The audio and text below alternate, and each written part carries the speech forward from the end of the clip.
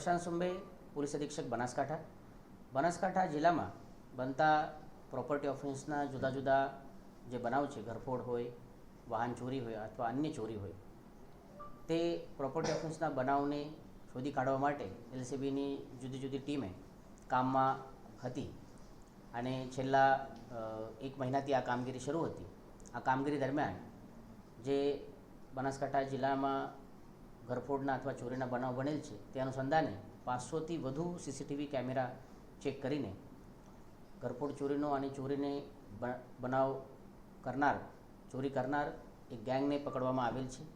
આ ગેંગના જે પ્રમુખ છે એ રાજા ટકલા નામના એક આરોપી છે, જેના નામથી આ ગેંગ ઓળખવામાં આવે છે. જે મુખ્ય આરોપી છે, જે રાજા ટકલા છે, આ મૂળ વતની બિહારના છે, અમદાવાદમાં મજૂરી કરે છે. આના ઉપર 16 જુદા જુદા મર્ડર, લૂંટ, ધાડ અને ઘરફોડ જેવા બનાવો છે. અત્યારે આ પેરોલિઝમ થયેલ છે મર્ડરના બનાવમાં. બીજા 2 જે આરોપી છે, જેમાંથી અનિલ અને પિન્ટુ, આ બંને રાજસ્થાનના છે અને અમદાવાદમાં મજૂરીના કામ કરે છે. તેના ઉપર પણ 6 અને 5 જેટલા ચોરીના બનાવ છે જુદી જુદી જગ્યાના.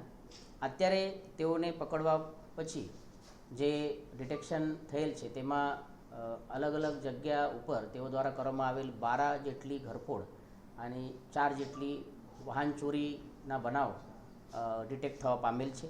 જેમાંથી અત્યારે 2 બાઇક, 3 મોબાઈલ અને 200 ગ્રામ જેટલી ચાંદીની રિકવરી થયેલ છે. ઇન્વેસ્ટિગેશન દરમિયાન અન્ય મુદ્દામાલની પર રિકવરી થશે તે પ્રમાણે અમારી આશા છે.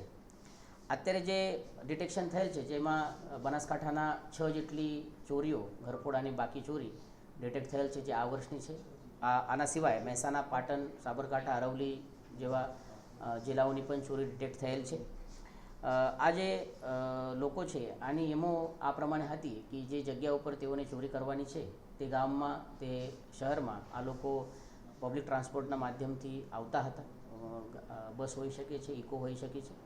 અને તે જગ્યા ઉપર આવ્યા પછી એક બે બાઇકની ચોરી કરતા હતા. તે બાઇક ઉપર ગામમાં નાઇટ સમય દરમિયાન ફરતા વખતે જે કોઈ કમર્શિયલ કોમ્પ્લેક્સ તેઓને મળે જેમાંથી વધુમાં વધુ કેશ મળી શકે છે, તે કમર્શિયલ કોમ્પ્લેક્સમાં દુકાનોમાં ઘરફોડ કરીને કેશની ચોરી કરતા હતા અને તેના સાથે કોઈ જ્વેલરી મળે તેની પણ ચોરી થતી હતી. આની ચોરી થયા પછી હાઉસ બ્રેકિંગ થયા પછી તે બાઇકને ત્યાં જ જગ્યા છોડીને તે જતા હતા.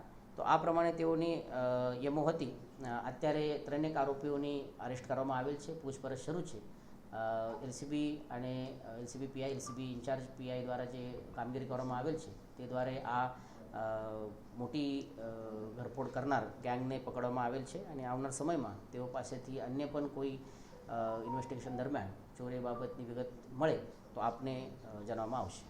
આના સિવાય એક આરોપીની સંડોવણી છે, પરંતુ તેઓને અત્યાર સુધી પકડવામાં આવેલ નથી. પરંતુ આવનાર સમયમાં ઇન્વેસ્ટિગેશન દરમિયાન આ આરોપી અથવા અન્ય આરોપી પણ કોઈ ખુલે તો તેઓની ધરપકડ કરવામાં આવશે.